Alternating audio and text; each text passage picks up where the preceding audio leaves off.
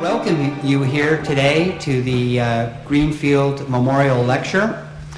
And I'm John Fantuzzo, and I am the Albert M. Greenfield Professor of Human Relationship here at Penn. And this annual lecture, the chair that I currently hold, and the Greenfield Intercultural Center at Penn represent a generous gift from the Greenfield Foundation. And we're fortunate that we have a member of the foundation, Wendy Greenfield, here. Wendy, can you say hi? And thank you. Mr. Greenfield, this picture here of Mr. Greenfield, he was called Mr. Philadelphia. And he was one of the city's real estate giants who really helped shape Philadelphia, literally shape the city. And the foundation's gifts represent Mr. Greenfield's personal ideals of service, dignity of mankind, and preservation of individual and civil liberties. And he was an incredible champion of those civil liberties, and a rich tradition for the Greenfield Foundation. So we have been trying to focus on topics that are fitting of that memory. And we're very, very fortunate today to have a very distinguished colleague, Don Kettl, who is currently the Dean of the School of Public Policy at the University of Maryland. He is also a non-resident senior fellow at the Brookings Institution. And we're kind of happy to see him take that distinguished position, but very sad to see him leave our campus, because he was just a wonderful colleague and contributed so much to the scholarship and vitality here at Penn. And Don is author and editor of more than 20 books, including, if you haven't read it, it's a must-read, The Next Government of the United States, Why Our Institutions Fail Us and How to Fix Them. He's also the author of System Under Stress, Homeland Security and American Politics, The Global Political Management Revolution. He has also twice won the Lewis Brownlow Book Award of the National Academy of Public Administration for the best book published in public administration. And he is a holder of a number of awards, including the Distinguished Award from the American Political Science called the John Gauss Award for Lifetime of Exemplary Scholarship. So we are very, very fortunate to hear from Don today. And his title is very intriguing: New Leaders for New Puzzles, Meeting the Challenges of Accountability and Performance for Improved Health, Education, and Social Science. And after another favorite colleague is going to be speaking and giving comments after Don Kettl, and that's Dr. John DiIulio here at the University of Penn. Dr. DiIulio is the Frederick Fox Leadership Professor of Politics, Religion, and Civil Society at the University of Pennsylvania. He directs Penn's Robert A. Fox Leadership Program and Program for Research on Religion and Urban Civil Societies. In his capacity, he has been deeply involved in the ongoing recovery process post-Katrina. And I think both of these gentlemen have been involved straightening out various presidents on many issues. And they currently are involved providing rich consultation to our current president and helping him focus on all these different complex issues. So right now I'd like to introduce, have you give a warm welcome to Dr. Kettl, and he'll start us off on our intellectual journey this afternoon.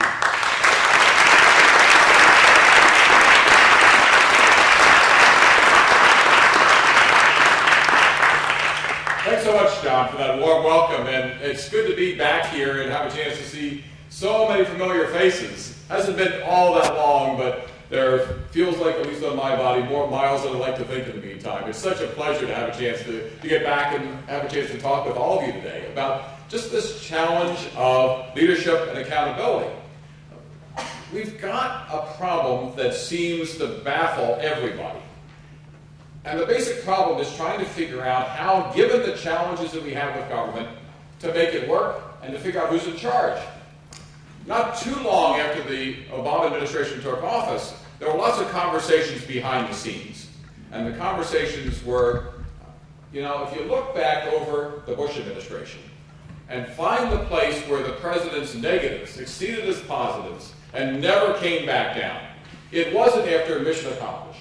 It wasn't after difficulties in Afghanistan. It wasn't after setbacks in Iraq. It was after Hurricane Katrina, where the president came down, put his arm around Michael Brown, said, "You're doing a heck of a job, Brownie." At the time, it was clear that he wasn't doing a heck of a job, and that Brownie, in fact, was gone 2 days later. It happened at the time when it was clear that people had high expectations of the government trying to perform and trying to deliver, and nobody could figure out how to make it happen. That was the point where George Bush's negatives exceeded his positives and never came back down. And so soon after the Obama administration took office, there were some quiet conversations in the Eisenhower Executive Office building next door. And the conversation was, you know that somehow, sometime, in some way, there's going to be our own Hurricane Katrina, our own challenge of performance, our own challenge of leadership. Nobody knows quite what it's going to be or how to deal with it, but we know we better be ready. Well, at least for the first 2 years, we know what the answer to that is. It's this bubbling goo of glob coming up out of the bottom of the Gulf of Mexico, with the president now having a serious discussion with reporters about who's ass to kick to try to get things solved. They know what the question is, but their struggle is trying to figure out how to get their arms around it. Because what I want to suggest is this is really an example of a kind of problem that's happening over and over and over and over again. A series of challenges where we expect government to come in and straighten things out, but where it's increasingly clear that nobody's in charge. How do we deal with the avalanche of governmental problems that present to us time after time a series of challenges in which nobody's in charge, but which everybody expects somehow the government, and especially the president, to try to solve? How do we get our arms around this? And that, I want to suggest, is increasingly the dilemma of governance, and not just at the White House, and not just at the federal level, but also at the state, the local level, society as a whole, as we try to deal with the challenge of figuring out what to do with a government that we expect to govern, but which nobody can much seem to control. So to get my arms around this, let me suggest three things I want to try to deal with. The first is this basic challenge of accountability that lies underneath all of this. Secondly, different ways of getting our arms around the performance question. And then finally, the third issue of trying to figure out what the underlying and enduring challenges are. I've been away for a little bit, but I haven't forgotten how to give a test. So I want to ask you a multiple choice question. A reporter was commenting on a major crisis not very long ago and said, "No one is really quite sure who is in charge." And here are the options for the answer, and I want you to be prepared to tell me which you think it is. It is Hurricane Katrina in 2005. Is it the death of a Philadelphia child in foster care in 2006? Is it search for 2009's killer tomatoes? You remember about a year ago, right about this time, when the word was, whatever you do, don't eat a tomato because it may kill you? Efforts to stop H1N1 from just last winter. Response to the Chinese cyber attack on Google back in January, where all of a sudden Google discovered that it needed a foreign policy, and where our foreign policy makers discovered that it needed a foreign policy to embrace Google. Was it Haitian earthquake relief, the implementation of health care, or problem of emergency response to public safety issues in Canada? What do you think it is? All of it. All of the above? I think people are still remain as sharp as they always were, because they know it's set up when they see it.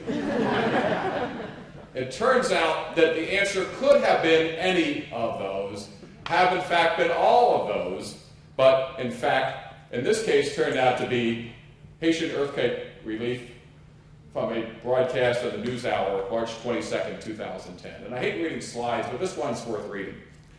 The reporter said, Well, I think one of the problems has been, this is in terms of providing relief, and you will recognize through the people who are trying to do that. Well, I think one of the problems has been no one is really quite sure who is in charge of the relief. You have got the United Nations, which has a peacekeeping mission here. You have the international community, which has done a lot, certainly, for the people who are homeless and have been wounded. And then you have the Haitian government. And I think each one has done their part as they can with the resources they have. But I think there's been an overall lack of coordination between all three components. So it turns out that that's the answer to this particular direct quotation, but as you all suggested, it could have been easily any of those. And in fact, both the Wall Street Journal and the New York Times have been running extensive stories over the last couple of weeks trying to figure out what in the world is happening with BP. And there's a long series of arguments, including a direct quote that said nobody was in charge. What's going on here? Americans expect somebody to be in charge. President Obama is being told in the case of BP that we expect you to do something.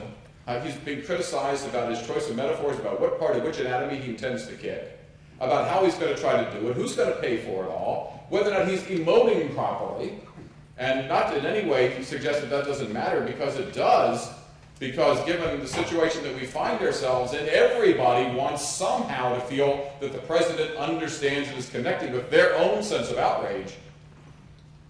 But somehow I have this strange sense that the meaning of leadership and accountability and performance is more than just getting the emotions right. Because underlying it all, we expect something in terms of results out of what government itself is doing. Here we have President Clinton and President Bush walking through Haiti, trying to find a way to coordinate everything. People were saying, President Clinton, why isn't your nonprofit in charge? And he said, well, I don't have the resources to be able to do everything. We just keep hearing there's a problem of coordination. Well, I've been doing public administration since, in fact, even before my hair turned gray. And if there's anything that people who study public administration understand, it's that coordination is the core of effective government action. The reason why we've always had public administration is to try to ensure effective coordination. But having said that, and having dedicated ourselves to it, with smart people trying to find ways of acting wisely, somehow we're having a problem getting it to happen. What I want to suggest, as a way of trying to explain why your answer that it could have been any of, in fact, is all of the items on the previous slide, is to try to figure out why is it that that's the case. Why is it that this list and more, we can add BP and a whole bunch of other things to this, why is it that that's the case? And I want to suggest that what we have going on here is something that's pretty deep and very profound. And so a quick checklist here. First, it's pretty clear that much of what we want government to do is not working as well as it should. I'm basically an optimist, and I basically believe that most of what it is that we expect large public organizations to do, it does pretty well most of the time. But what I'm increasingly worried about, if there's a gap between our expectations as citizens about what government ought to do and the way the government actually performs. There is a performance gap. Worse, what I worry about is that that performance gap is increasing. That for a whole variety of reasons that have to do with the issues that we're going to be describing here, that the gap between what it is we want government to do and what it is it actually does is getting bigger and bigger and bigger all the time. Government's trying to get smarter, but it's not getting smart enough fast enough. And what we have is a series of challenges that are even more clearly affecting the basic governance issues that face government. So not only do we have a performance problem, but we have a performance problem where the gap is increasing. Second is that, well, we all know it's about coordination. Those of us who are schemers and plotters inside public administration know that the answer to any problem is we need better coordination, and when coordination doesn't work, we appoint a study commission. We know that there are refuges of scoundrels and all of those things, but it hides the fact that coordination is in fact the core of all these issues. Why is it so hard to get the kind of coordination that we need? And part of it has to do with the fact that no one organization is in charge of anything. Ask yourself, and I'll take questions or answers from the audience on this one. Think about any one thing that matters that any one government organization can control. Think about that for a second.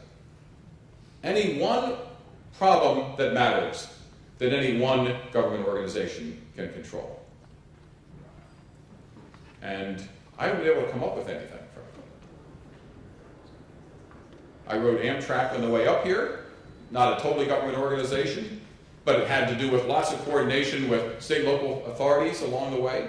Social Security checks are being delivered. Of course, most of the time they're not even checks.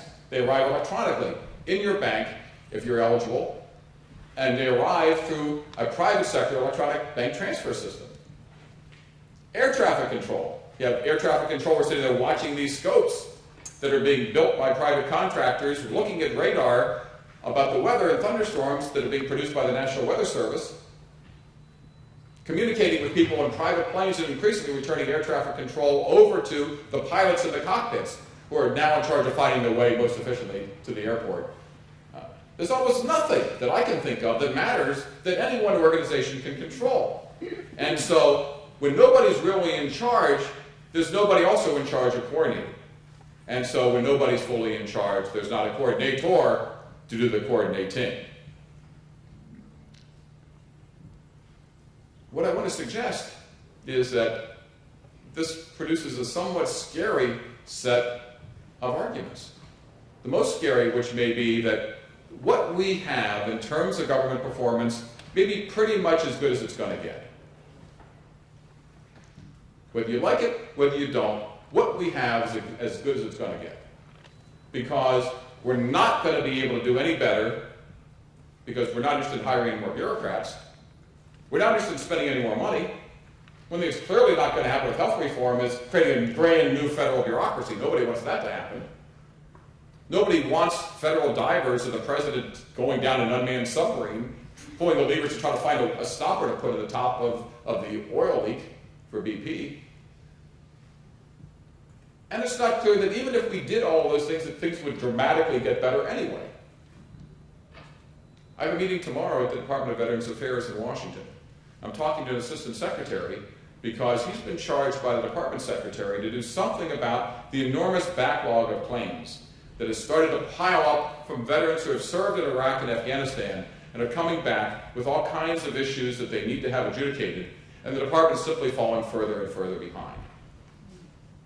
Now, if you ask yourself, of all the people in the world who most deserve government's attention, they're the people who have gone out in Iraq and Afghanistan, all volunteers, have served their country, and in some cases come back with serious injuries, to which we obviously deserve the full measure of our attention. And what the Secretary has done is hired thousands more claim processors. And still, we're not catching up. So the Secretary has said, the problem is we just can't keep throwing people at the problem. If we're going to solve this problem, we've got to find a different way to solve it. What the Secretary said, without quite saying it, is that if we keep doing what we're doing, we're going to fall further and further behind. Because what we have is about as good as it's going to get. The last piece is that it's not exactly clear what we do to try to solve this. I'm beginning to worry myself at this point because I'm digging myself a pretty deep hole. I'm making an argument that says that we've got problems of government, that the problems increasingly depend on better coordination. We're not going to get better coordination because we don't have a coordinator. We don't have a coordinator because nobody's in charge. We can't have anybody in charge because nobody's really in charge of anything that matters. That is producing a series of performance problems where the gap is growing over time, and we don't have anything, in theory, to explain what to do about this. Because most of our theory is based upon a kind of vending machine model of government. You put your tax dollars in the top, pull the lever, things come rattling around inside the bureaucracy, and magic comes out the bottom. If at this point somebody collapses in the back row and we need to call an ambulance, we call 911, we expect somebody to come. We don't really know how that system operates, but we expect somebody to come and be taken care of. There's a fire, we expect instant service. Somebody goes and applies for Social Security, we expect service. We have this idea of government that's a kind of vending machine model. But what's happened is you pop open the back of the machine, and it's becoming more and more complicated. We've got machines that nobody fully understands. If we don't know how to fix our own cars because you look under the hood, there's just nothing but spaghetti and electronics that none of us can diagnose without plugging a computer into it. We don't even have that kind of ability to be able to diagnose our governmental systems because the systems are becoming more and more complex.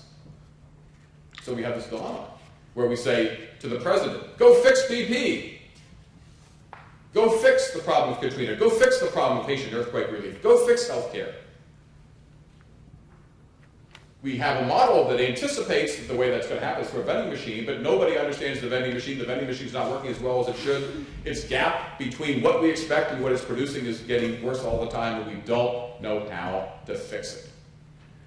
This, I want to suggest, is a pretty fundamental problem of governance that is only going to get worse as our expectations about what government ought to do grows. And let me just say, Tea Partier or liberal, conservative, libertarian, the fact is I don't see anybody stepping back and saying, let's just step back and let BP figure it out on its own how to figure this one out. You may think that health care is a good idea, or the administration's health care reform idea is a bad idea. But we've got it, it's not going to get repealed, and now we have the question of trying to figure out how to fix it.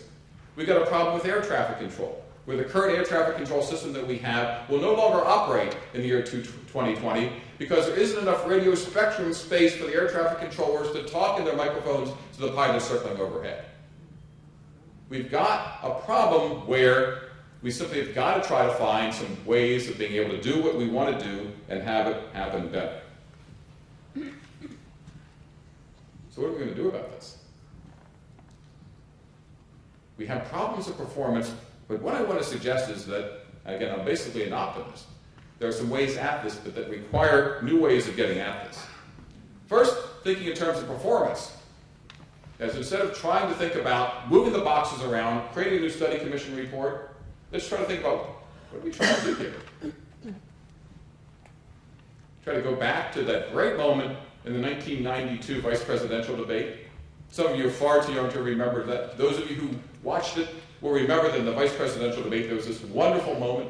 Admiral James Stockdale, much decorated American war hero, who stood there between the Democratic and Republican vice presidential candidates, looking absolutely terrified, saying, who am I? What am I doing here? Because it was clear he didn't have any idea what he was doing there. But the problem increasingly is that everybody who's got a piece of the action has got to figure out how to answer the Admiral Stockdale question. Who am I? What am I doing here? And what is my role in getting results? What we've done, I want to suggest, is to think about different kinds of performance indicators, different kinds of performance. Part of the performance system works top-down, and part of it, I think, increasingly is working from the bottom up. And I want to sort of look at this, just ask ourselves what the odds are that we'll be able to puzzle through some of what we're doing instead of going back and fixing things that ultimately can't be fixed because our fixes all have to do with repairing a machine that now nobody understands, to shifting to an approach that focuses more on what are we trying to accomplish and how do we get everybody in the system to think about and to answer the Admiral Stockdale question. How do we think about what we want our governmental system to do? What kind of results do we want and how can we make it happen? The secret is, I do this public administration stuff for a living. I worry about public management and public policy. But the fact is, most of us don't, even though those of us who think it's the most fascinating thing in the world to focus on. But on top of that, most of us just don't care about how it works and don't need to. Hiding in my wallet, in fact, is this really mysterious card. I'm not sure exactly how it works, but what I know is that if I put this into a bank anywhere in the world, money comes out. And I've tried this experiment in China, and I've tried it in London, and I've tried it in Washington and Philadelphia, and it's amazing. I stick the card in the machine, and I punch in 4 digits, and money comes out. And not only that, but it happens to be the currency of the country where I'm located. It's amazing. How does it work? I have no idea. I'm sure it has something to do with electronic communication through some satellite somewhere going to check and see whether or not I have money and whether or not I've agreed to the service charge and all the rest of it, but it just happens. I don't know exactly how it happens. I don't need to know how it happens. All I need to know is that it does happen when I need it to happen. And when we look at government, it's the same kind of question. The question of calling 911 in case of fire, we don't need to know how it happens or who touches it. We just need to make sure that if there's a fire and we call 911, people come to put it out. That when there's stuff coming up out of the Gulf and we want the government to fix it, doesn't much matter to us at this point to tell you the truth who fixes it, as long as it gets fixed. If we've got a problem with social services, it doesn't much matter who takes care of a child in foster care as long as the child is taken care of. We've disconnected the mechanisms and our understanding of the mechanisms from the fact that what we really care about and all we really care about is we pay for it, the stuff that we want gets fixed. And so what I want to suggest is we do have these performance expectations that really lie at the core of government. So we have sort of a top-down model. This I stole from Fairfax County, Virginia. This is how they describe the way in which they want their government to work. Now, those of you who have taken or survived a course in public management will recognize the basic hierarchical tree. You start off with mission and values defined by people at the top that then get defined as goals for people at the next level to implement, and objectives that the people at the next level after that are in charge of, with measures and targets, and then activities and strategies that are in charge of implementing all of it. All very logical, all very clear. You start out with the top of goals and you factor it all the way through, and then we as citizens sit at the bottom as the recipients of the system, which we don't have to see, whose job is to make sure that if somebody calls 911, that the fire department gets here in 4 minutes instead of 8. Which sounds like a pretty good idea. And what we have increasingly is a set of mechanisms and measures like this in government that focus on performance. It's a system that's top-down, which defines the goals and the measures and the results. And the idea here is that leaders at the top decide what they want to have accomplished. They define the job, pass it on to people, they work through all the pieces, but then hold people accountable not by, I told you to do this, did you do it or not, to, I told you to do this, how do I know? Because you come and put out fires in 4 minutes instead of 8. So we hold people accountable by performance measures. So yeah, it's better because the problem is this way the people at the top don't have to know what the mechanisms look like on the inside. And it provides a way of talking to citizens about what government ought to do and how it ought to work, because we want fire protection to happen a certain kind of way. How often should SEPTA put a train by your station? We could talk about what the proper rate is and then how to make that happen. What kind of care should we take of children in foster care? We could talk about that, what the standards ought to be. And we could engineer a system to try to produce that. Now, the problem is that on the one hand, that makes a lot of sense, except for the fact that much of what happens, see previous discussion, doesn't happen inside the triangle. It happens with lots of other players at different levels of government, different levels of organizations, different places altogether that makes it very hard for anybody to be in charge of anything. Because the leader could sit there at the top of this organization talking about missions and values, which is great, but the people in another organization which shares a piece of the action, they have different missions and values. This is a problem. Because the fundamental problem of what happened back with Hurricane Katrina, the reason why Michael Brown got himself fired, was that he knew exactly what it is he wanted to do, but he didn't have any control over the people who were in charge of doing it. Think about this for a second. We all know that Michael Brown has become kind of a two-word punchline for everything that happened wrong with Katrina. Michael, heck of a job, Brown. But let me ask you the question, what are the odds that Michael Brown flew into New Orleans, started walking through the sludge, told himself this is the single biggest challenge I will ever face, and then followed by saying, let me see if I can really screw this up. The tragedy of Michael Brown's service in Katrina was not that he was an evil person or a stupid person who screwed up, because that is a solvable problem. It's pretty easy to solve. You just kick him out and put somebody else in who's not evil or stupid.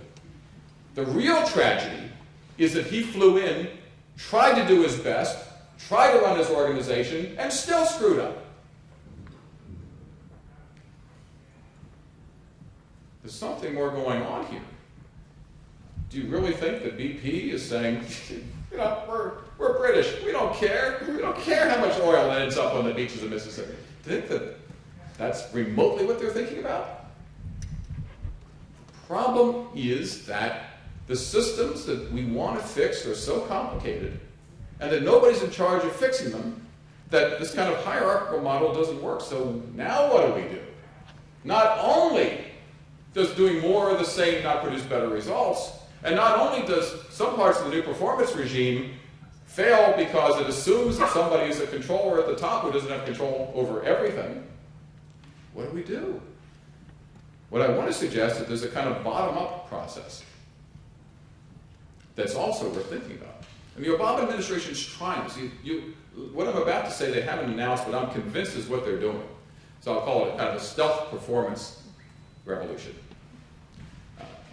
About creating transparency about what's going on, using new technologies and social networking to try to create from the bottom up information that's designed to try to drive action.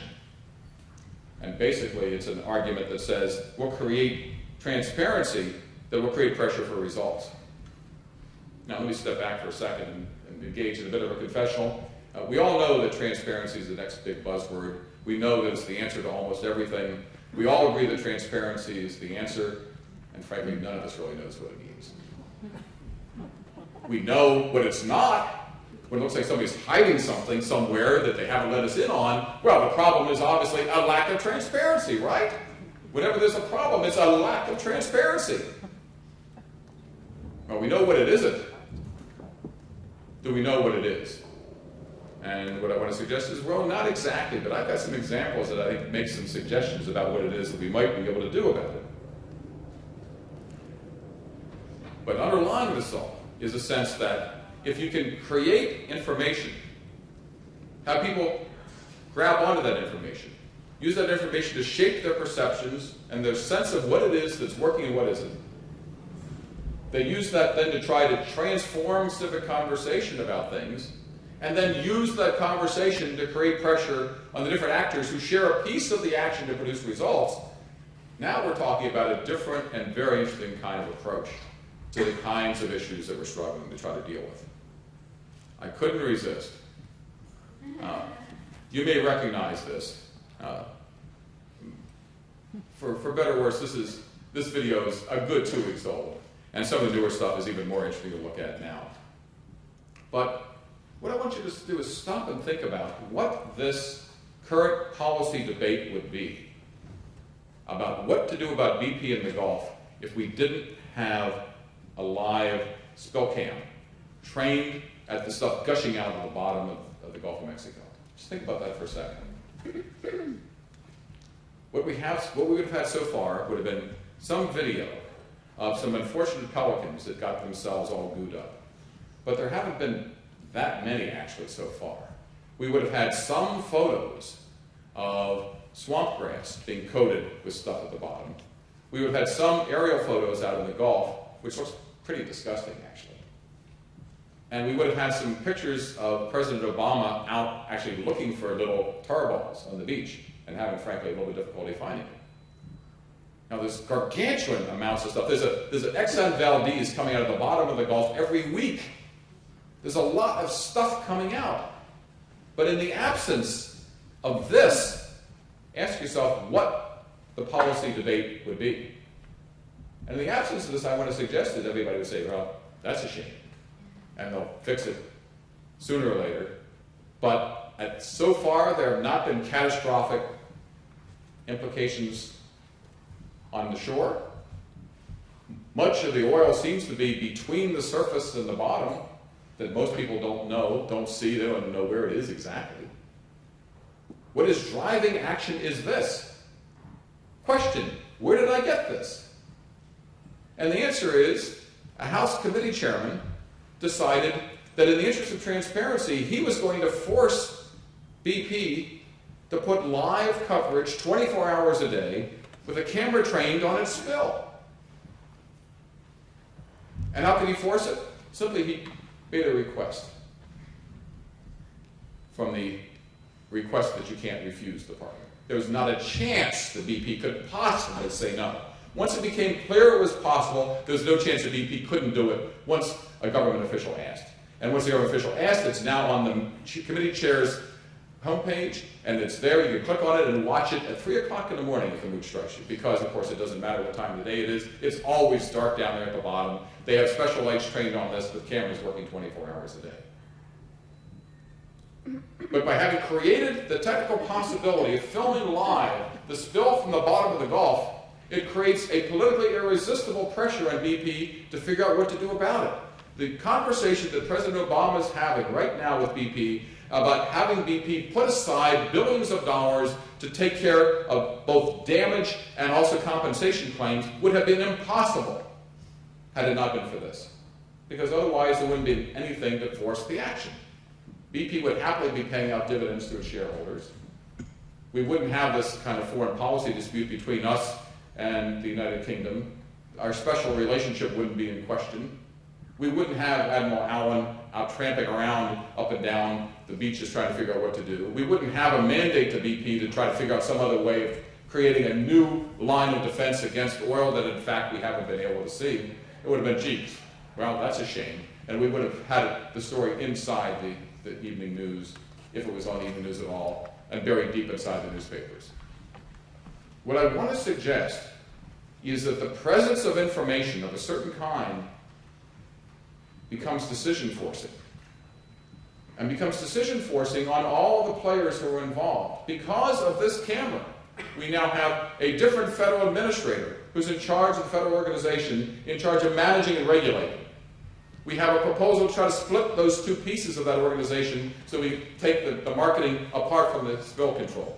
We have a federal official who is in charge, who's taking control of the spill away from BP. We have the president calling BP in and asking them what it is that they plan to do, by the way, to try to solve the problem and to put money aside. We have a very interesting foreign policy dispute going on back and forth, all of which I would suggest would have been impossible, or at least extraordinarily difficult to pull off if it had not been for a 24-hour spill cam. In short, performance being driven from the bottom up by new technology and by information that makes it possible has created a kind of coordination among the players that would have been impossible to organize otherwise. So, okay, suppose even that you grant my argument on that. Way back at the turn of the century, for something completely different, there was a problem here in Philadelphia. This is the Board of Health rat receiving station from back at the turn of the century, back in the days before there were cars and trucks. And here you see that there's a guy, in fact, if you notice, and you can tell what the date of this was by the Johnny straw hats and by, I especially like the guy standing here off to the side with the boutonniere in his lapel, talking about obviously preparing for more rats, and there is the rat patrol that's out there trying to get rats. This is from Philadelphia, and it was an effort to try to round up rats. Why did the city of Philadelphia worry about rounding up rats? Not a hypothetical question. Why would the city of Philadelphia worry about rats? It spreads disease.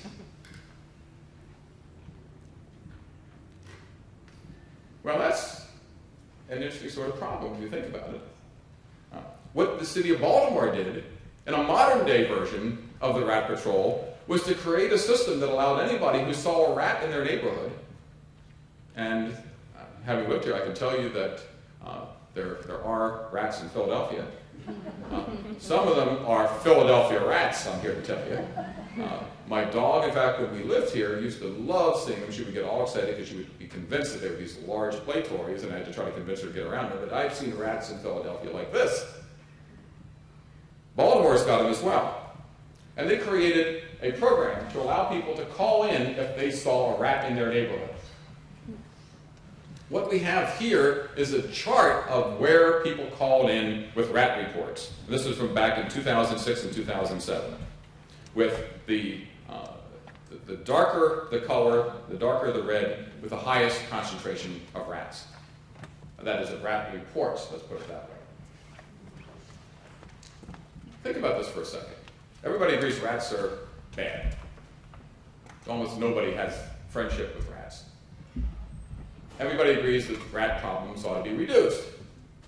Rats don't tend to run around at this time of the day. They tend to run around at 2 or 3 o'clock in the morning that are not prime times for city workers to go out. Even the fat ones are pretty fast. They're not easy to find or to catch. And so one of the problems is trying to figure out, what do you do? Because you just can't have random rat patrols out there all the time. Because in a tight budget time, who can deal with the problem of figuring out what to do about rats? So what the city of Baltimore did is call us. If you've got a rat problem, we'll do something about it. So what they did is people would call in, people would file on the web, people would pick up the telephone, people would write in and say, we've got a problem with rats. Okay, what's your address? They type in the address. They count how many rats piled up in certain areas. And you see there are a couple of neighborhoods that had the most serious problems of rats.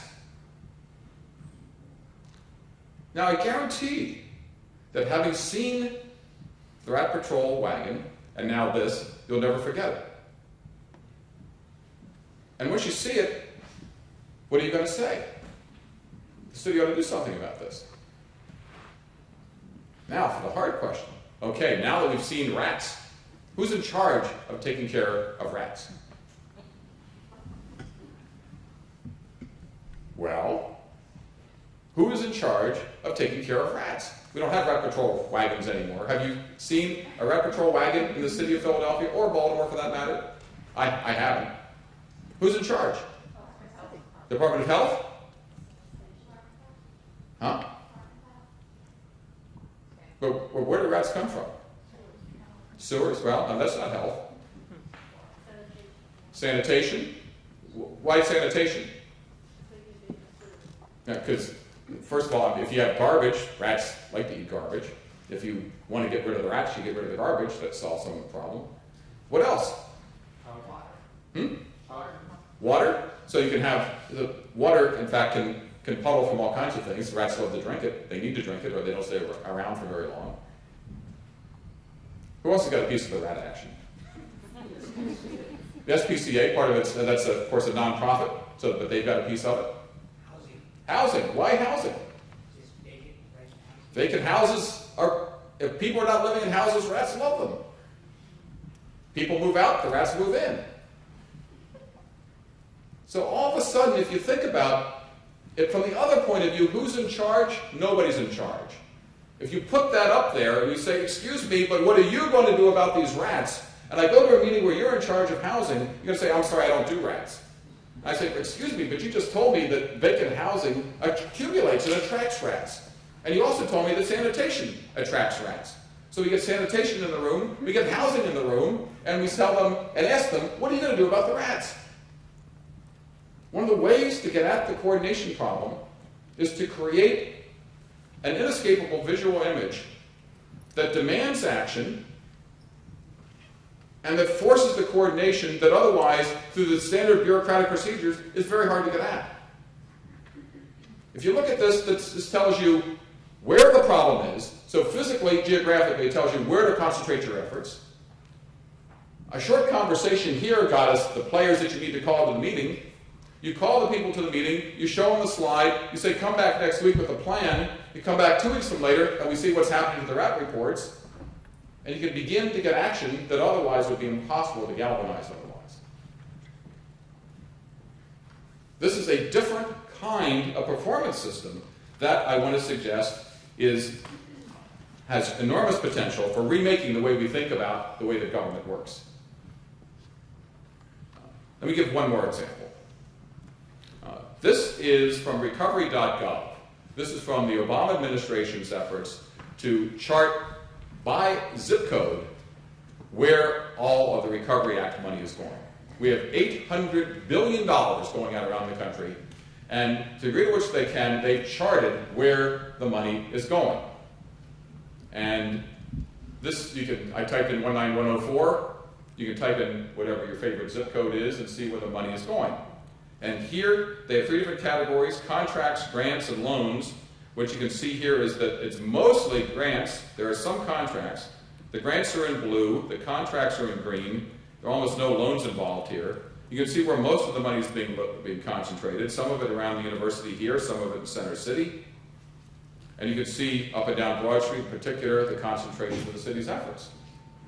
You say, well, that's interesting.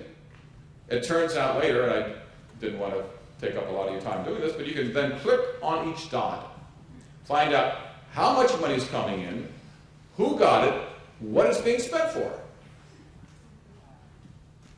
Why are they doing this?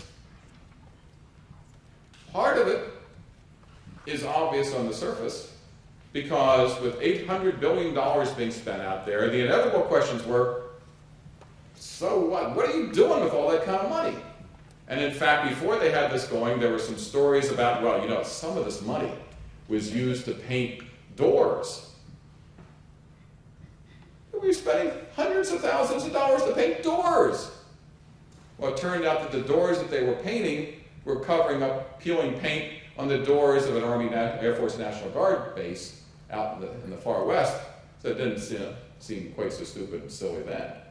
But the problem is you get in a colliding battle of anecdotes, and everybody said, you got your waste, fraud, and abuse story, I've got my story, who's going to win on that one? And I said, okay, you want to know what's going to happen? Here's what's happening. Beyond it, beyond the simple question of trying to figure out, okay, what is it that's happening here, is a more subtle question, which I'm convinced is what they're up to, but they just haven't talked about it, which is they're convinced that you can take this and make the rat rub out, you can take this and make the spill cam and bring it to scale. That you can present information about what is happening where and drive place-based civic debate about what your government is doing, how and where, in ways that will change the nature of civic conversation. Note what's interesting about this. It is not agency-centered. It doesn't tell you which agency is spending the money. It's not telling you which agency is getting the money. It's telling you what's happening in your front yard. So it doesn't matter. We're back to the sort of ATM example, where you don't need to know how my ATM works. You don't need to know which agency is spending the money or which agency is getting the money. What you need to know is that somebody's spending money on that block to try to do something about housing. And here's how much they're spending. So it's an effort to drive bottom-up, place-based, action-driven, bureaucracy-free civic conversations about what government's doing, which then they hope will lead to a question of how can we do it better. This, I want to suggest, is a mighty interesting experiment. And this experimental, so much that they haven't really made a lot of noise about this. Last time I checked, last time I was in this office, there are 8 people in charge of producing this. One of whom is a graduate of the University of Pennsylvania, 2 of whom are graduates of the University of Maryland, so I have a vested interest on both sides. There are 2 professionals and a couple of interns driving this through a set of contractors as well. And why are they doing this? Because they're working with the Vice President, convinced that they can transform the conversation about performance by transforming the way that information flows and by making that information action-oriented and place-based. Now, whether this is going to get us anywhere or not, I'm not sure, frankly, because there's some problems with this. If you create this, it creates all kinds of incentives to game the system. Every time that somebody comes up with a new performance system, they say, well, aren't they going to just game the system? And my answer to that, of course, is yes, of course. I've been teaching, I think, for now 33 years, and the first thing I learned in the first semester was that somebody's hand would go up and say, as I say something profound for the lecture, is that going to be in the exam? Because the next piece of it is, if it's not, I can forget about it. If it is, I better remember it. Everybody games the system all the time. So if everybody's going to game the system all the time, let's create a game that creates people incentives to be able to game it the way you want. And spill cam is great. Oil coming up, bad. Oil not coming out, good. Let's create a game that creates winners. And that's precisely the way in which that operates. Second thing is that it's pretty clear that there are increasing costs from program failure. When we screw up now, we really do it right. That it's not that we haven't had oil problems before, but blowing out that well at the bottom of the Gulf is creating an oil spill unprecedented in human history. But then on top of that, we have problems as well. If you read the report about what happened either with Katrina or with what's happening with foster care system here in Philadelphia, that are problems of a similar kind of scale in terms of just how profound and how deep they are. We're having a hard time making this work, as I was suggesting before, and that we have an increasing need to get our arms around it. But what we need is, as I suggested before, coordination and transparency. But if you can create the right kind of conversations, you're more likely to produce the coordination that we need than people at the top ordering somebody to make something happen. After all, what's created more action so far? Obama trying to find the right way to get the right expression on his face when he sees the oil, or the Spokane? What's produced more results? This isn't cheap. The Obama administration is doing this in the hope that it's going to drive action, but they don't really know. And it's not clear who listens or how. It's a risky invention.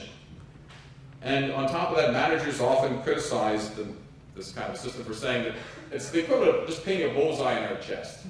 Here's where I'm spending the money, go ahead, hit me. The easier it makes to try to track down who's doing what, the easier it is for the media to take a bullseye and take a shot at somebody. But on the other hand, it's not as if it's working all that great anyway, as Michael Brown would be the first to tell you.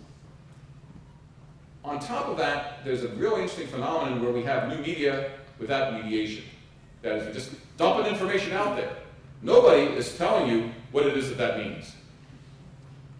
It's up to you to try to figure that out somehow. The media they've done a terrible job trying to figure this out because they don't know how to get their arms around this. The same is true of Twitter, the same is true of Facebook, the same is true of a lot of the new media. It's all based on getting information out with the assumption that the information will transform the dialogue. Question, does it improve outcomes? I don't know. But a couple thoughts in conclusion. First is, not like it's working so great anyway.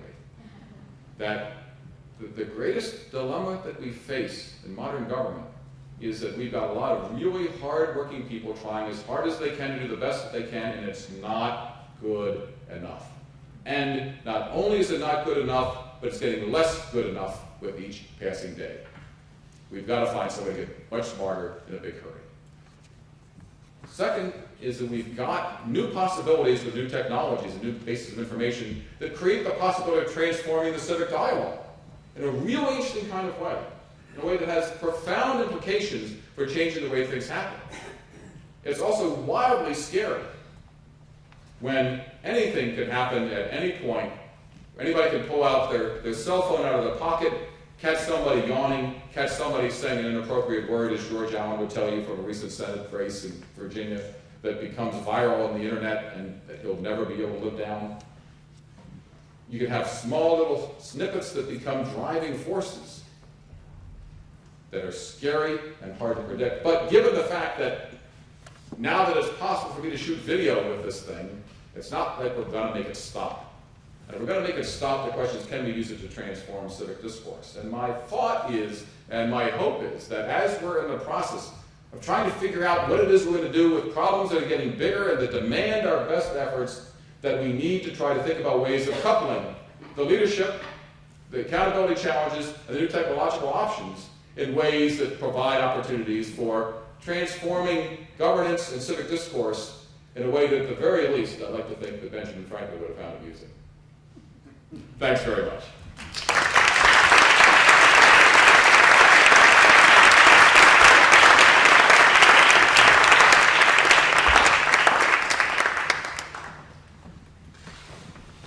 So I want to speak on behalf of the rats. Philadelphia does have rats. Many of them are among the finest people I've ever met. I'm a lifelong Philadelphian, and I can assure you, the only rats you really need to worry about, though, Don, are the ones that flick cigarette butts at you as you go by. Those rats are serious problems. The other rats, I wouldn't worry about. It's tremendous to be here with Don. It's a real honor and privilege. I have referred to all such limited work as I've done over the years in his field of public management, public administration, as various episodes of Kettl mania. So this is Kettl mania 43, I think, for me. So it's an honor and privilege to be here with Don, and I thank Professor Fantuzzo for inviting me aboard. Now, so this is not going to, I would be here under totally false pretenses if I even attempted to give you some hard-hitting critique, since I consider just about most of what I know on the subject I've known either directly from talking to Don over the years or reading the corpus of his incredible works. But let me see if I can add a few things, be mercifully brief, and then, as I gather, have some time, more importantly, for your questions and maybe for some dialogue here with Dr. Kettl et al. So I'm going to go back to one of my experiences with Don. Back in the mid-90s, we came together and formed at the Brookings Institution a Center for Public Management. And this was at the time that the Clinton administration was in the middle of their so-called reinventing government effort, RIGO, as it was called. The mantra of which was, making government work better and cost less. And we were very much of the opinion that was a good idea, and we got involved with the so-called reinventing government effort. And at one point, we were pretty frequent travelers over to various parts of the White House complex. But as it went on, it became clear that the fundamental problem with the idea of reinventing government, of course, was that government was not going to be reinvented. In fact, it couldn't be reinvented, it couldn't be thoroughly re-engineered, it couldn't be much of anything transformed fundamentally, but what it could perhaps be achieved might be some reforms of procurement and other parts of the system. And so Don and I, together with a late great colleague at Princeton University, Jerry Garvey, put together a very small volume, which was published, I believe, in '93, called Improving Government Performance, an Owner's Manual. And long story short, I won't get into that little volume here, except to say that it was also in 1993 that the federal government passed something called the GPRA, the Government Performance and Results Act. And the Government Performance and Results Act, which was bipartisan, very far-reaching, I remember at the time thinking that, well, this is the answer, Each agency is going to be required at the federal level before it makes grants or lets contracts to figure out what it's trying to achieve, how to translate these ideas and these goals into action, how to work through that complicated intergovernmental process, how to deal with its contractors, whether for-profit or not-for-profit, and that this entire system of what Don in his work going back to the 80s had identified as our system of government by proxy, where the federal government essentially does virtually everything it does, whether Medicare or Medicaid or Social Security, the big ones, the small programs, working through networks of state and local government agencies, for-profit contractors, and nonprofit organizations, that the GPRA was somehow going to bring discipline to this system, make it performance-driven, performance-managed, yield results, and so on. Of course, Don knew better. He was very gentle at the time in telling me, John, I'm not sure it's going to work out. I'm not sure that they found the answer here. Well, in 2001, when I was in the White House, when you're a public administration or public management scholar, you have to beg sometimes or bargain for access to the federal agencies or the government agencies. When you're coming from the White House, you don't have to beg or bargain. They kind of let you in. You have the proverbial gold badge. And I went in and I had one of the reasons I was tasked with going into 5 different cabinet agencies to do essentially what they call a performance audit. It wasn't exactly that, on government contracting. And as I went in there, this was 2001, again, GPRA was passed in '93, I went in and I said, oh, this is great, I'll get to talk to whoever I want, coming from the White House, and I did. And I said, okay, before we get started, I'd like to know, before I get the data from you particular data I'm looking for, I'd like to know where you are with the GPRA.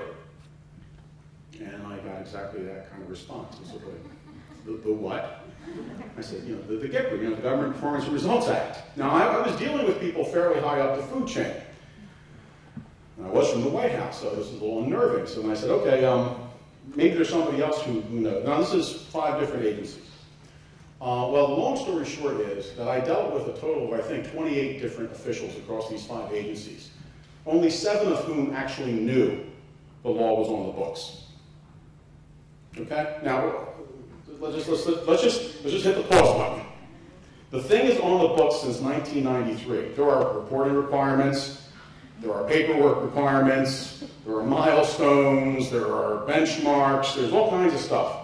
And yeah, most of the paperwork, so I would get letters, like several weeks later I'd get letters. I didn't actually say I didn't know what it was. What I really said was that at the time you came, it was a leap year, I was going to get back to you, the sundial was broke, I got these, these sort of self-exculpatory sort of CYA type letters.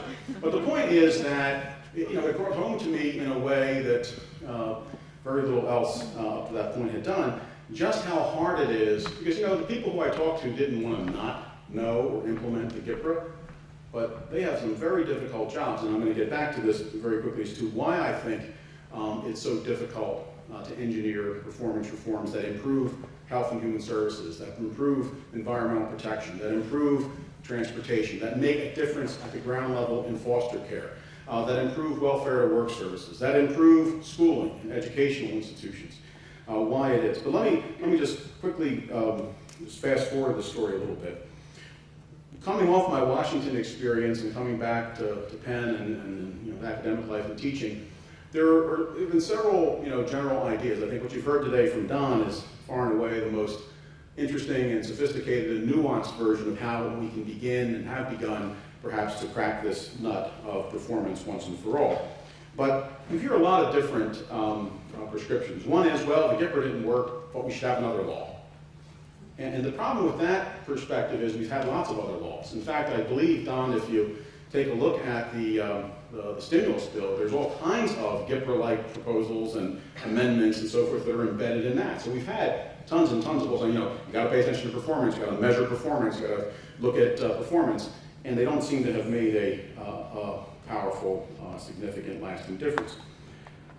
Sometimes people talk about this in relation to political polarization. The idea that if you just get the libertarian conservatives and the liberal Democrats together, they could all agree, and the lion would lay down with the lamb, and the lamb would get some sleep, and everybody would be happy, and everybody would agree. Well, there hasn't been a whole lot of disagreement about, wanting to spend federal dollars more, or government dollars generally more or less efficiently and effectively. There's not a whole lot of, nobody really wants federal agencies or their grantees or their pass-throughs to fail. I really don't think political polarization per se, or partisan politics, has really been, frankly, much at issue.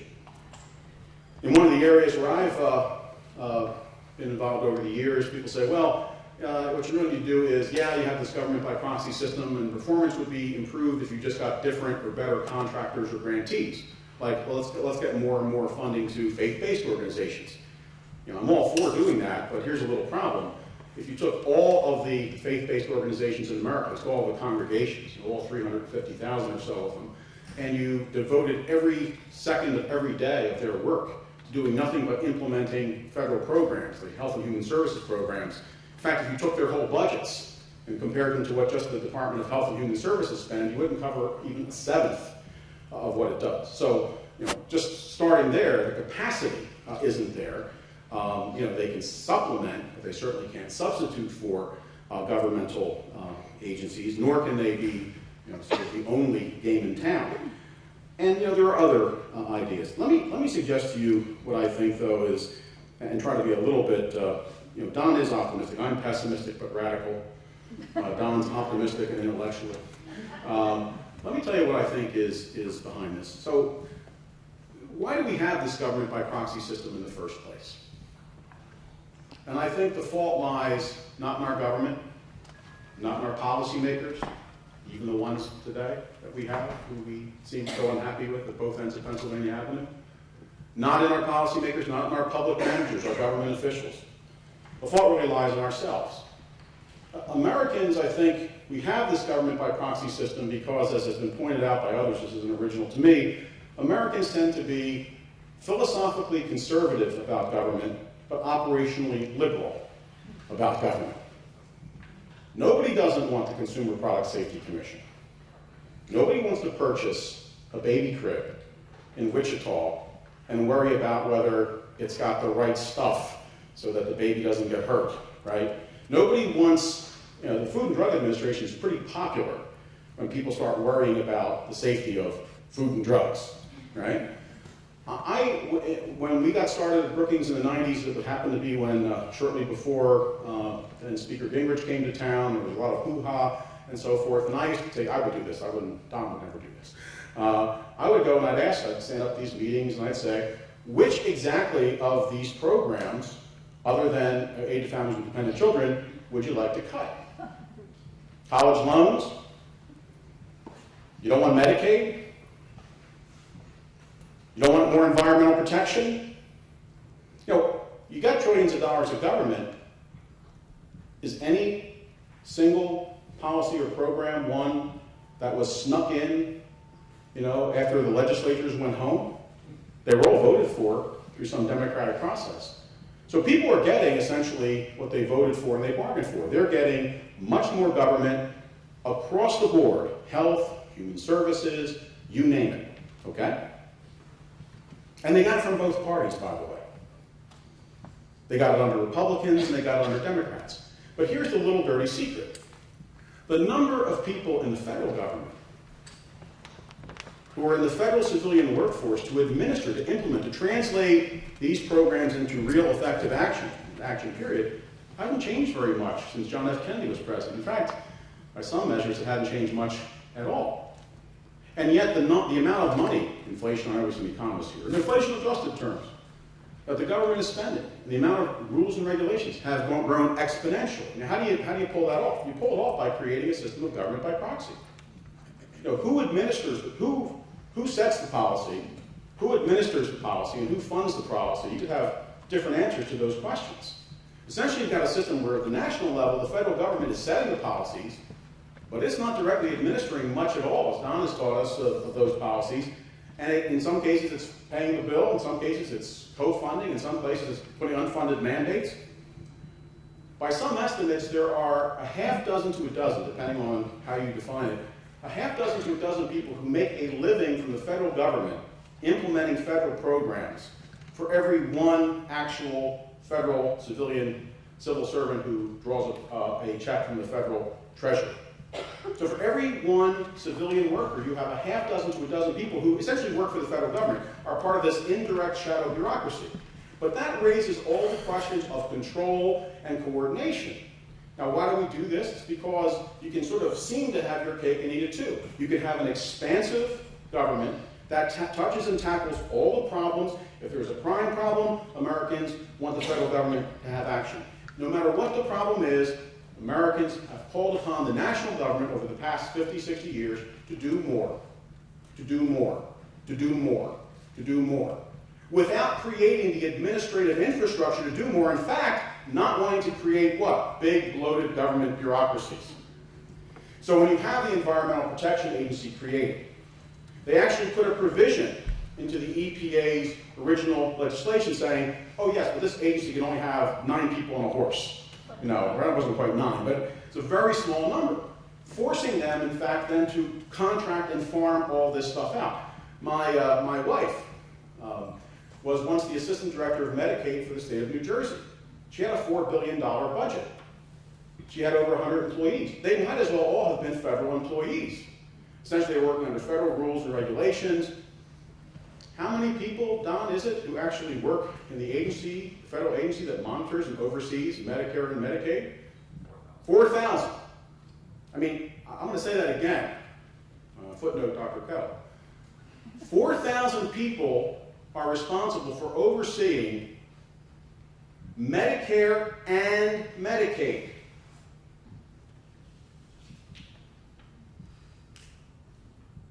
It's impossible to drive, no matter how sophisticated and clever we get, if we're going to continue, if we want to continue to be operationally liberal while being philosophically conservative, to appear not to have as much government as in fact we do. And I'm not even talking here, let me just, as a sidebar say, I'm not talking here about all the issues of performance related to perverse government regulations.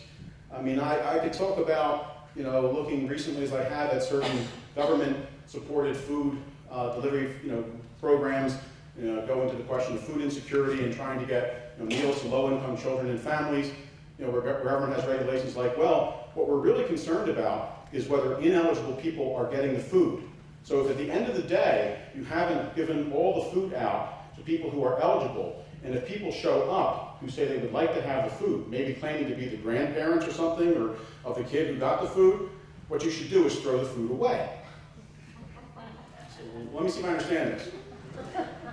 People to get the food, right? Right. So you want to throw the food away. The rats, exactly. This brings us directly back, thank you, Professor Vincent, it brings us back to the rats. The rats get the food.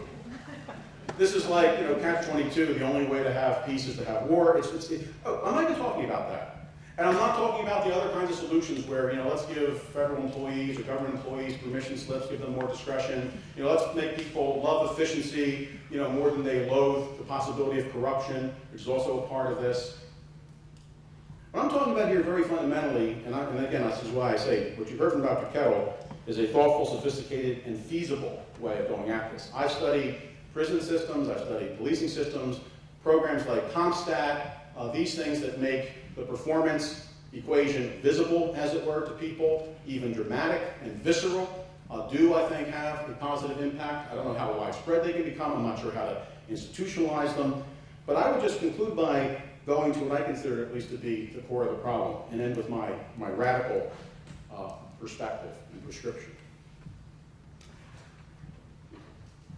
I think we need more government bureaucrats.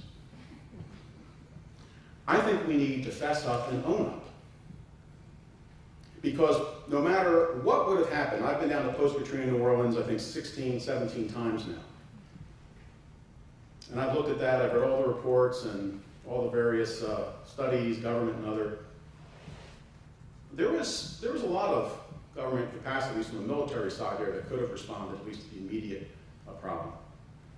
But when you get down to something like the Federal Emergency Management Agency, which has had its ups and downs over the years, and you go back to what happened to Hurricane Andrew, there were criticisms and difficulties and so forth.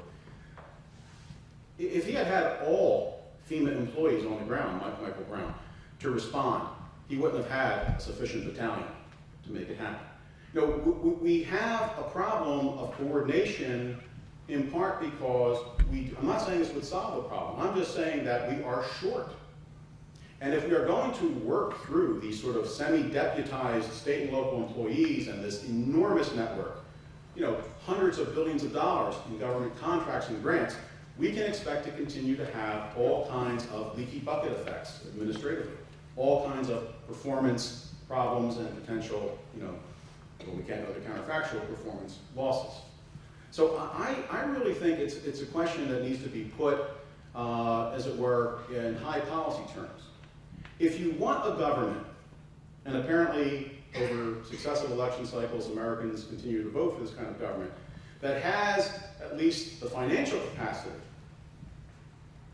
that's willing to spend the money to create the conditions under which average men, women, and children can lead more or less peaceful and productive, if not uniformly prosperous lives. If you want a government that's going to do everything from preschool to prisoner reentry, and college loans, and transportation, you name it, try to think of something that we haven't said the government needs to do. And by the way, I'm all for that. I'm a big government guy. I'm a big guy, obviously. I don't like the whole government nutrition and obesity control thing. That I'm against. I'm going to go on record here today. But apart from that, we're asking government to do all these things. We have not been honest with ourselves about what it would actually take if we were serious about government taking those tasks on, taking those programmatic responsibilities on, and actually being capable, without having wizards of leadership and public management.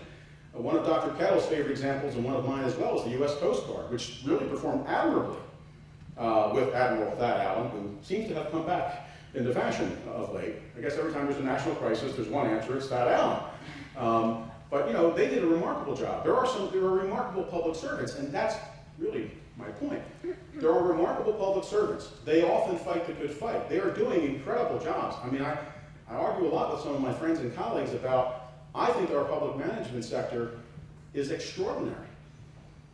I don't know many bureaucrats who do waste, fraud, and abuse. Haven't met any over my 25 years. But they are not duly empowered. They are fighting, they are working with 1.5 hands tied behind their back because of the system. And I think it really gets down to this philosophical question. We need to fess up and admit that we want not only a government that works better and costs less, We want a government that's actually capable of doing all of the democratically enacted purposes we've given government to do in a way that makes reasonable, decent performance something that doesn't require Herculean efforts to achieve. So let me stop there, return the quote to Dr. Fantuzzo, and thank you for your attention.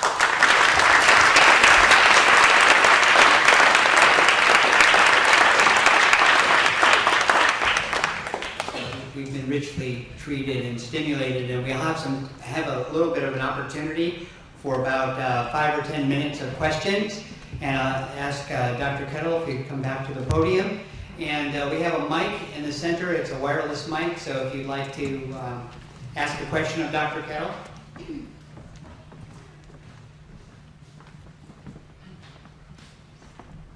Yes, sir. Excellent presentation. Thanks for that. Third bullet for cross-cutting action. Cross-cutting action. Most of the illustrations that you gave at the front end of this thing include these disasters, which have multi-dimensional, lots of different folks involved. John was brought by Harry World bureaucrats, federal government, so on and so forth. Would you talk a little bit about your idea of what constitutes capacity building in that particular sector? Right?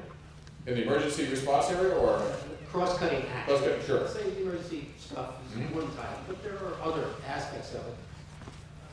And it does seem to be distinctive. And it does seem to be one of those cases in which there's a big gap between capacity and aspiration. So capacity building in that sense. Sure. The puzzle is how best to try to build capacity in these cross-cutting areas. 2 points. First is that I don't want to go to too much of an extreme, but let me go to an extreme. That now is almost everything. There is almost nothing that government does that isn't cross-cutting. And again, to go back to my point, think about any significant issue of any kind that any one government agency can control. I've challenged high-level feds on this and yet to come up with a single one. This is a universal problem. So how do we try to get at this? And you can either do it by saying, out of my way, I'm in charge. Doesn't work real well, because when you've got everybody sharing the action, nobody wants to step aside and say, okay, go ahead, you are in charge.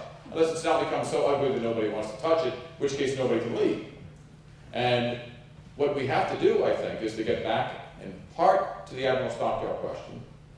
Who am I? What am I doing here? Because the capacity building in part is having everybody understand what their contribution to the bottom line is, to ensure that what we do is coordinated so that everybody understands that if there's a rat, or if there's a child in foster care, or if there's a child in the 3rd grade with special needs, or if there's oil coming up out of the bottom of the Gulf, that what we need is a series of pieces we can identify, each of which has to contribute. And then a system of performance, which is in part measurement, but also a system of communication. Because performance is not about measures, it's about talking, it's about communication.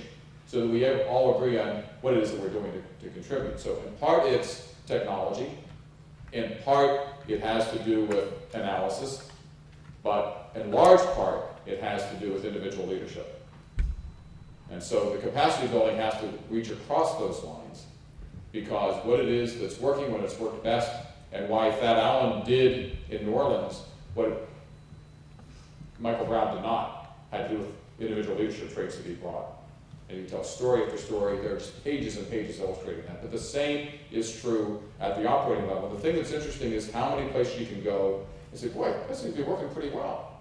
And it turns out that somebody has their own Thad Allen inside, who is leading, who is bringing together each of the individual units that are responsible for contributing, and that everybody has some sense of what success looks like, and agrees to be held themselves accountable by it. Is there another question?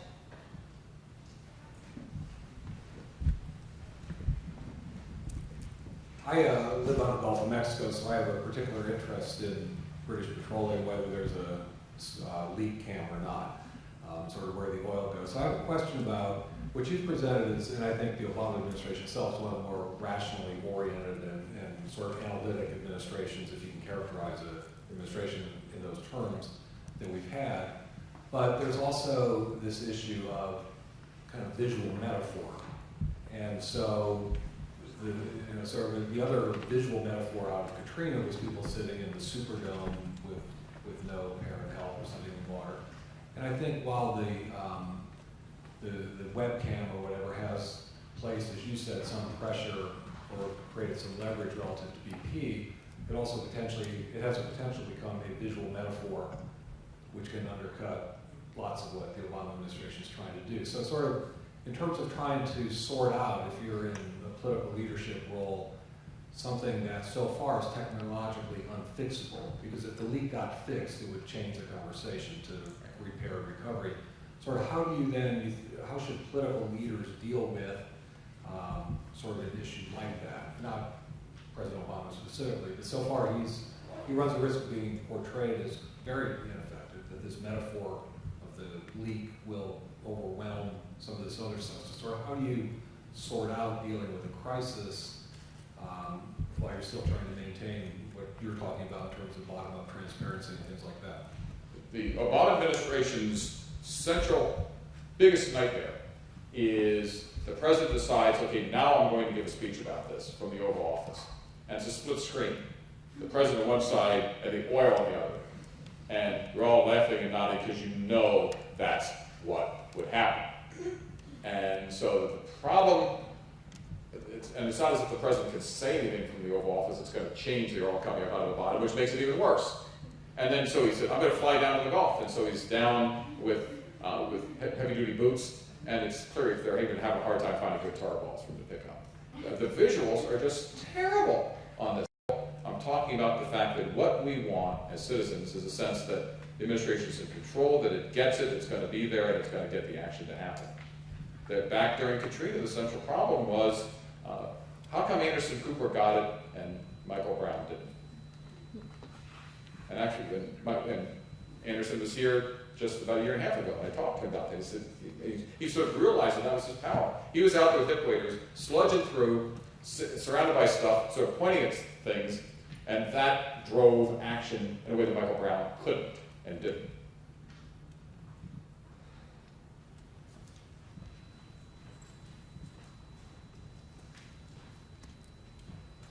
Having worked in government for many years, one the attention span and the changes that keep being brought into a system are very, very significant and rapid. And there's a wear and tear that comes with that. The second thing that I have to say is there's a significant lack of investment in infrastructure. There's a bias towards programming. And so how do you change that frame towards a return on investment that comes with making those upfront investments in infrastructure and not continuously legislating program changes? And to me, it's not just about top-down, bottom-up. Performance focus. Absolutely. No, I think you're exactly right. And part of the problem is that if you're a member of Congress, if you're a state legislator, a member of the city council, it's a whole lot more fun to pass something. And you do it, there's the big debate, there's the back and forth, who's ahead, who isn't, go to the signing ceremony, hooray, on to the next ceremony, unless you can find a ribbon to cut to open the dam. The problem is that then somebody gets stuck with doing something about this, because given the fact that the system is as complex as John described, nobody's really in charge of making anything happen, and so the best thing you could possibly do is to distance yourself as far as possible, so that when stuff starts to go wrong, you can come back and then bring the cameras to show, well, this is not what we had in mind to begin with. We're about to go into that water in a very deep way on health reform. And if you want to try, if you take any of the stuff that both John and I have been talking about, and fast forward 10 years, what have we done to ourselves? Leaving aside the important question of having made a major step in Ted Kennedy's legacy to try to do our very best to assure everybody health insurance. Okay, got that. But what we have done is to create this mandate. We're going to bring 20 million more people, 30 million more people who don't currently have health care into the system without having enough docs. We're going to provide them health insurance through health exchanges. Do we know how to do one of these things? No. I mean, I've talked to state policy people that they don't know how to do this stuff. We have, trivia question for tonight, how many health exchanges are there currently in the United States? 2. One of which went back to the drawing board out in Utah after 6 months, had to be redone from scratch. The second is in Massachusetts, and it's a very interesting kind of phenomenon, but they're in the process of trying to rework that. Nobody knows how to do this. So we bet the farm on this. This is the state government, by the way, in charge of implementing the federal guarantee of health insurance that is going to be provided by private and nonprofit providers through money that is going to be provided through a kind of indirect piece that's going to be coordinated by the Internal Revenue Service, that's to be coordinated with the Office of Personnel Management, that's going to be putting out a system that is supposed to give everybody in the country the kind of health care that the people in the federal government get. That all has to be regulated by, and this is all a system that's going to be created and designed and regulated and controlled by, again, the 4,000 people who work for the Centers for Medicare and Medicaid Services. Quietly, they've been out there looking for extra bedrooms to rent for the people that think they're going to have to hire in a hurry to get this work. But if you want to get a sense of just what we're about to do to ourselves, trivia question first. John's already asked it. The number of people who currently work for the Centers for Medicare and Medicaid Services and charge the federal government for managing all this stuff? 4,000. The percentage of the federal budget that they now control? 20%. We have over 2 million federal employees. We have 0.15% of all federal employees managing 20% of all federal spending. And we're about to tell them, good luck with this healthcare thing. And so in terms of capacity and in terms of the kinds of questions that you're talking about, it's now time to wake up and try to confront the dilemma that John has sketched out for us. We've got to try to figure out how to make this thing work, and we're just not going to back away from it. Because we're getting ourselves out of the ownership of auto company business fairly soon. But the idea that we're going to back away from what got us into it is unlikely. Everybody's now saying that, well, we're going to make sure we don't get into the kind of mess we got into with financial regulation before, but we're going to try to create new rules to make sure we never have to go down that road again. What's happening with every single one of these steps is we find government woven more deeply into our lives than ever before. Big government and small government is not remotely the right way to look at this. It's not bigger government in the sense that it's a kind of government that is more marbled into everything that we do. And it's because we want it that way. We deliberately decided that we don't want huge government. We don't want huge numbers of government employees. We don't want huge numbers of government bureaucracies. But we do want everybody to have health insurance. And somebody's got to be in charge of trying to figure that out. And to get back to the original core of your question, when some of us were raising this question of Capitol Hill back as health reform was being debated, and I would talk with both senior members of Congress and senior members of the staff, it'd be as if I had just landed from Mars and said, you got. I said, whoop. They had no idea what I was talking about. The problem is it's not even a language that's understood in the context of the things that give big payoffs. So how you fix this, I think, is, again, to kind of go back and to try to make a religion of transparency, to create the kind of visual images that then make the problem impossible to step away from, that create the kind of urgency, that focus attention on where it needs to be, and then focus attention on the creation of government leaders and government capacity to be able to step in and try to make this happen. Because the two things that are not going to happen is that, with all respect to my brother John, I think that the odds of our dramatically increasing the size of the federal bureaucracy to do this are pretty close to zero.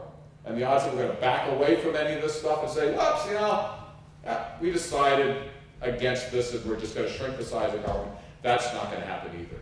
The future of government in the United States in the 21st century is an increasing interweaving of government into more and more pieces of our daily lives.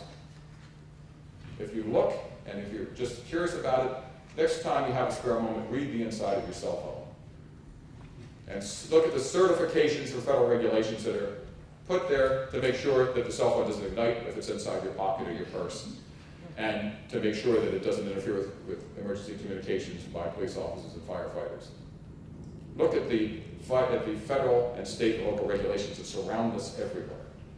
And it's only going to increase. So given the fact we're not going to hire more bureaucrats, I don't think, and given the fact that we're not going to walk away from it, we're walking increasingly in this world of interpenetration where we will have to build the capacity for government to lead and to leverage while the rest of us are part of the new civic life. I do sometimes step back and wonder what this institution's founder would have thought about all this stuff. And frankly, would have been pretty entertained by all this, aghast in some ways, but also would have understood, I think, the pragmatism at the core. And his answer, I think, would have been, I'm guessing, superior to that of a lot of the other founders, because he would have come at it from a point of view of pragmatism. This is a guy who invented the lightning rod, went off to France, came back, took his house apart and discovered that lightning had in fact hit his building while he was gone, and his own invention kept his building, his home, from burning to the ground. He, I think, would have approached this issue with the same kind of sense of pragmatism, of trying to find the right kind of lightning rod to bring civic passions to the ground in a way that engages and redefines the nature of citizenship that's focused on a new kind of conversation about our relationship to each other. So I can't thank all of you enough, especially to John for this opportunity to come and speak with you today, and especially to the Greenfield Lectureship for making this event possible today. Thank you so much.